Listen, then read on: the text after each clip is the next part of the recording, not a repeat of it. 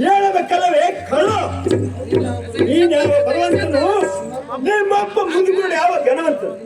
ನೀನ ಗಂಡಗಲಿ ಆದರೆ ಚಂಡನ ಕಾಲದಲ್ಲಿ ಎನ್ನಿಂದ ಕೊಂಡು ವಹಿಸಿದೀಯ.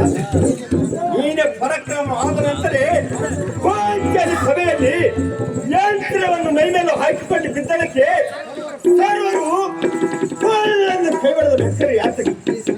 ಈ ಸಂಗತಿಯನ್ನು ನನಗೆ ತಿಳಿದು ಬಂದರೆ ಪಟ್ಟನೆ ನಿನ್ನ ಎಲುಬುಗಳನ್ನು ಪುಡಿ ಮಾಡಿ ಕೋಟಿ ಬಿಸಿಗಡೆ ತಟ್ಟನೆ ನಿನ್ನ ಸತ್ವವನ್ನು ತೆಗೆದು ಪಟ್ಟನಿಟ್ಟು ಕುರುಕುಲ ಬೇರವನ್ನು ಕಿತ್ತಿ ನಾಂ ಹೀರನಾಗಿ ಮೆರೆಯುತ್ತಿದ್ದೆ. ಏ ಧರ್ಮಜ, ಮರ್ಯಾದನ್ನು ಕಳೆದುಕೊಂಡು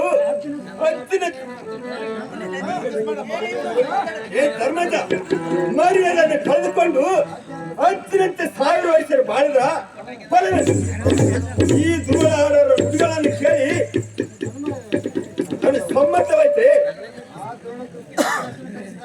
ಆ ಧೂಳ ಧೃತರಾಷ್ಟ್ರನ ಕರೆಸಿದಾಗಲೇ ಪರಿಪರಿಯಿಂದ ಬೇಡದೆಲ್ಲ ಹೋಗಿ ಕೇಳದ ಹೋಗಿ ಸರಿ ಇಲ್ಲ ದೂದವನ್ನು ಹಾಡಿದಿ. ದೂದ ಆಡಿಯ ನನ್ನ ಕರವಳೆರಡನ್ನು ಬರ್ಬರ್ನೆ ಮುರಿದು ಉರೆಚ್ಚಿ ಸುಟ್ಟು ಬಿಡುವ ನೋಡ